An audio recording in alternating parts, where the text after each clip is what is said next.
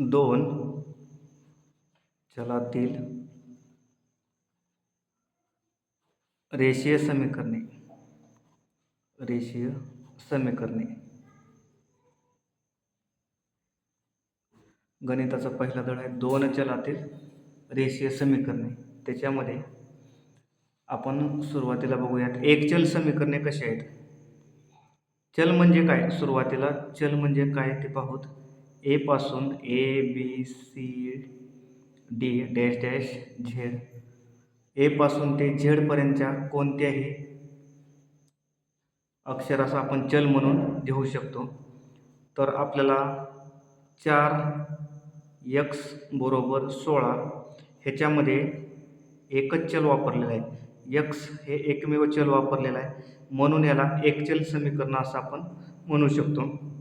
तर एक चल समीकरण सोडवण्यासाठी आता ह्या 4 आणि x मध्ये गुणाकाराची क्रिया आहे, काहीच नाही म्हणजे गुणाकार. त्यानंतर x बरोबर हे 4 गुणाकारातले इकडं भागाकारात येतील. x बरोबर 4 1 4 4 चौक 16 म्हणजे या ठिकाणी उत्तर उकल येणार आहे. x ची किंमत 4 आलेली आहे, म्हणजेच ह्या समीकरणाची उकल 4 येणार आहे. त्यानंतर 5x अधिक 6x बरोबर 22. तर या ठिकाणी आपल्याला x ची किंमत काढायची. हे समीकरण सोडवायचे म्हणजे आपल्याला ह्याच्यामध्ये x ची किंमत काढायची आहे. 5x आणि 6x बेरीज आहे, 11x होतील बरोबर 22. त्यानंतर 11 गुणाकारात आहे, इकडे आल्यानंतर भागाकारात 22 भागिले 11. x बरोबर 11 1 11 11 दोन्ही 22. या ठिकाणी उत्तर 2 येणार आहे. हे 1 न भागलं तर काय फरक पडणार नाही या ठिकाणी. तसंच 9x वजा x बरोबर 16 हे एक समीकरण आहे. या समीकरणामध्ये 9x मधून x गेले, 8x बरोबर 16. 8 गुणाकारात इकडे आल्यानंतर भागाकारात 16 भागिले 8. x बरोबर 8 1 8 8 दोन्ही 16 म्हणजे या ठिकाणी x ची किंमत आपल्याला 2 मिळणार आहे. तर आता हे एका चलातील समीकरण झालेले आहेत. तर आपल्याला आता पाहायचे दोन चलातील रेषीय समीकरणे. आता ह्याच्यामध्ये दोन चल म्हणल्यानंतर x अधिक y बरोबर 6. x अधिक y बरोबर 6. x हे पहिलं चल आहे, y हे दुसरं चल आहे. दोन चल वापरले ह्याच्यामध्ये, म्हणून आपण याला दोन चलातील रेषीय समीकरण म्हणतो. समीकरण कशाला म्हणतात, ज्याच्यामध्ये बरोबर चिन्ह असतं.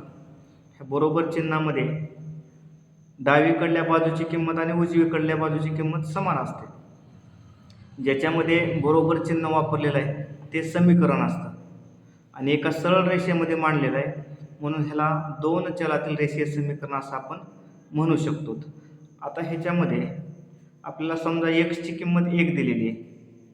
x ची किंमत 1 दिलेली आहे. x ची किंमत 1 आहे आणि x आणि y ची बेरीज 6 आहे. तर y ची किंमत 5 असायला पाहिजे. तरी पण आपण पडताळा घेऊत. x अधिक y बरोबर 6. x ची किंमत 1 आहे. 1 अधिक y बरोबर 6. 1 प्लस आहे, उजव्या बाजूला गेले की मायनस होणार आहे. y बरोबर 6 मधून 1 गेले 5. तर अशा पद्धतीने आपल्याला या ठिकाणी y ची किंमत 5 मिळणार आहे. त्याचबरोबर आपल्याला या ठिकाणी x अधिक y बरोबर 6, x वजा y बरोबर 4 हे दोन समीकरण आहेत. आपल्याला हे दोन समीकरण आपल्याला सोडवायचे आहेत. तर हे दोन समीकरण सोडवायचे म्हणजे नेमकं आपल्याला काय करायचं आहे, तर आपल्याला x आणि y च्या किमती काढायच्या असतात. x आणि y च्या किमती काय आहेत हे आपल्याला काढायचे असतात. तर सर्वप्रथम पहिलं समीकरण लिहूत आपण. x अधिक y बरोबर 6 पहिलं समीकरण. x वजा y बरोबर 4 दुसरं समीकरण.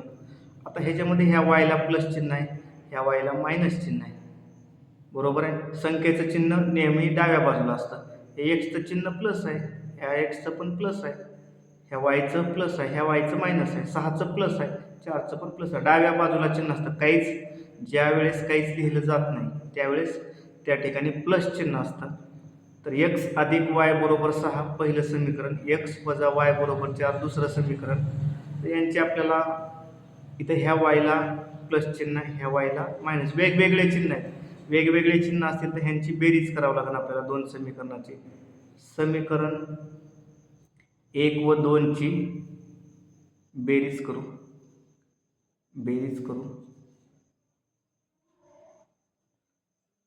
समीकरण 1 आहे x अधिक y बरोबर 6. समीकरण 2 आहे x वजा y बरोबर 4. बेरीज करायची आपल्याला. एक x आहे तर सहगुणक ह्याचा 1 आहे. 1x आणि 1x 2x plus y minus y cancel. 6 आणि 4 10 होतील. आता इथं परत 2 आणि x मध्ये गुणाकाराची क्रिया आहे.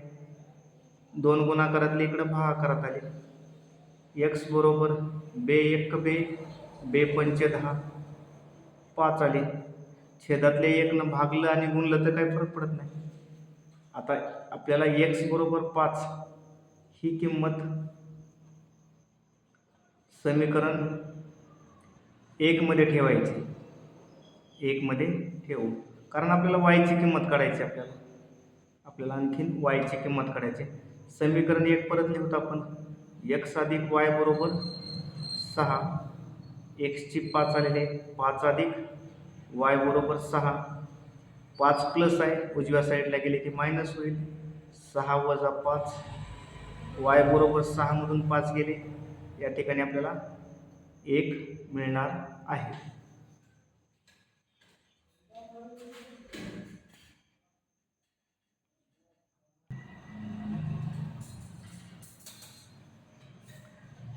परीक्षेमध्ये असा पण प्रश्न येऊ शकतो. 0x अधिक 5y बरोबर 4 हे एक सामायिक समीकरण आहे किंवा नाही ते ठरवा. तर ह्याच्यामध्ये 0 ने x ला गुणले की 0 होणार आहे, म्हणजे एकच चल राहणार आहे या ठिकाणी. 5y बरोबर 4 म्हणजेच हे एक सामायिक समीकरण नाही. 1 मार्कासाठी येऊ शकते. त्याचबरोबर आपल्याला असं पण येऊ शकते, वर्गमुळात x 4 वर्गमुळात x अधिक 5 वर्गमुळात y बरोबर 7 हे सुद्धा एक सामायिक समीकरण नाही, कारण हे वर्गमुळात x याचा अर्थ काय असतो, 4x, xचा घातांक 1/2 होतो. तर आपल्याला घातांक 1 पाहिजे असतो. 5y चा 1/2 घातांक बरोबर 7 हे सुद्धा वर्ग समीकरण नाही, कारण आपल्याला xचा घातांक 1 असायला पाहिजे. x अधिक y बरोबर समजा 9y, ह्याचा घातांक 1 आहे, ह्याचा 1 आहे, म्हणजे ह्या x आणि y चा घातांक आपल्याला 1 असायला पाहिजे. अशा वेळेसच आपण त्या ठिकाणी काय करू शकतो, ह्याला एक सामायिक समीकरण आहे असं म्हणू शकतो. हे आहे, हे नाही, परत हे नाही. त्याचबरोबर वर्गमुळात 2x अधिक वर्गमुळात 3y बरोबर 5. तर ह्या गणितामध्ये x चा घातांक 1 आहे, ह्या पण x चा घातांक, y चा घातांक 1 आहे, म्हणजेच हे एक सामायिक समीकरण आहे, 100% आहे. ह्याच्यामध्ये काही अडचण नाही, घातांक ह्याच्यामध्ये 1 आहे. त्याचबरोबर 5वं गणित, 3x चा वर्ग अधिक 4y बरोबर 10. ह्याच्यामध्ये घातांक 2 आहे, आपल्याला पाहिजे फक्त एक घातांक. ह्या दोन्हीचा पण घातांक 1 असेल तर हे एक सामायिक समीकरण आहे असं आपण सांगू शकतो. ठीक आहे. तर 1 मार्कासाठी हे क्वेश्चन येतील आपल्याला.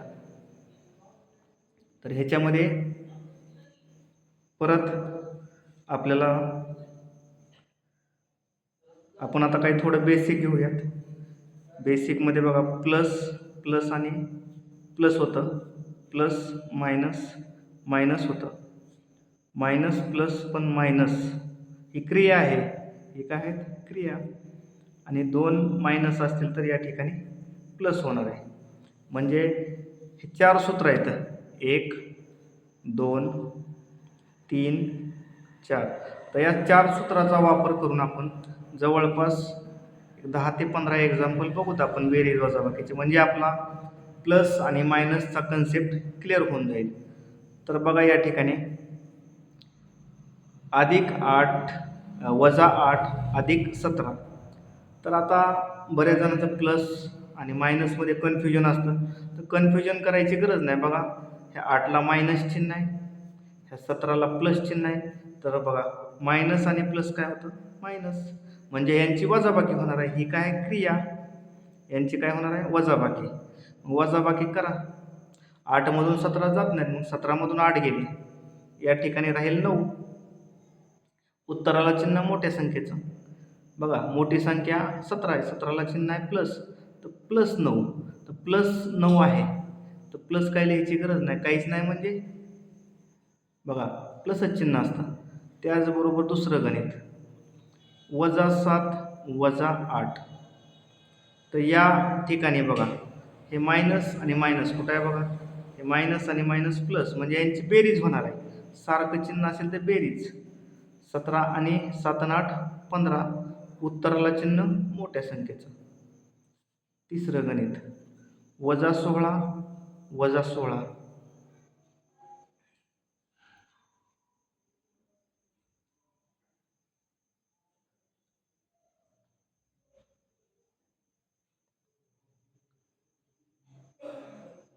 -16 आणि -16. बघा इथं ह्याला मायनस चिन्ह आहे, ह्या 16ला मायनस मायनस प्लस, म्हणजे बेरीज करायची. अगोदर बेरीज करायची. 16 आणि 16 32. उत्तराला चिन्ह मोठ्या संख्येचं. आता इथं मोठी संख्या नाही, अशा वेळेस दोन्हीला जे चिन्ह आहे ते देऊन टाकायचे. चौथं गणित बघा -8 +32. तर बघा मायनस आणि प्लस, मायनस आणि प्लस मायनस वेगवेगळे चिन्ह आहेत, वजाबाकी होऊन जाईल. 32 मधून 8 गेले, 32 मधून 8 गेले 24. उत्तराला चिन्ह मोठ्या संख्येचं.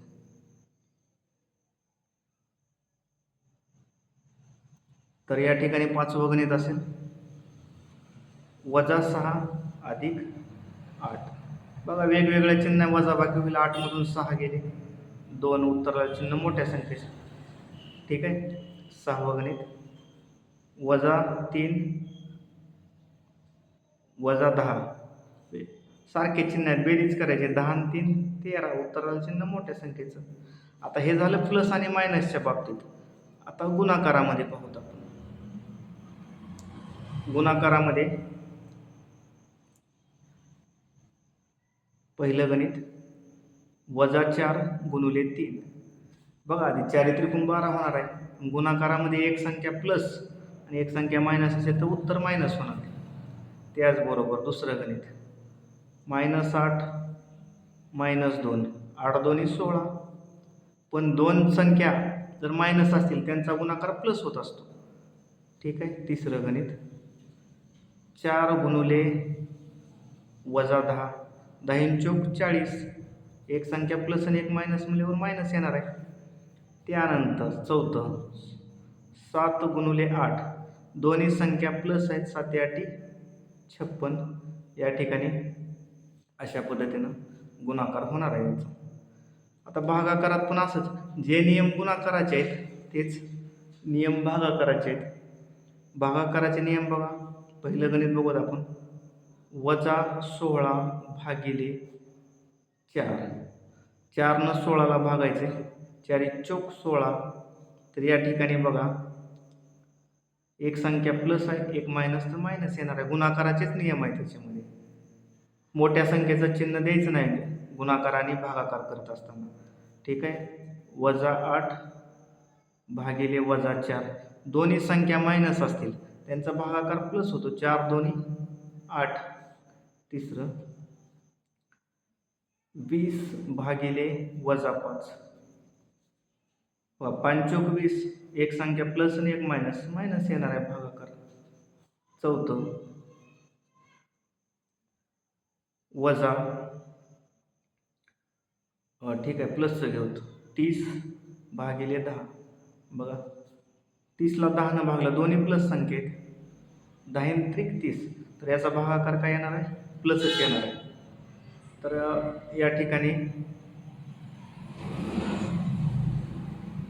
हे बेसिक आहे. हे जर बेसिक तुम्हाला कळालं तर 10वीमध्ये कुठल्याच गणितामध्ये अडचण येणार नाही.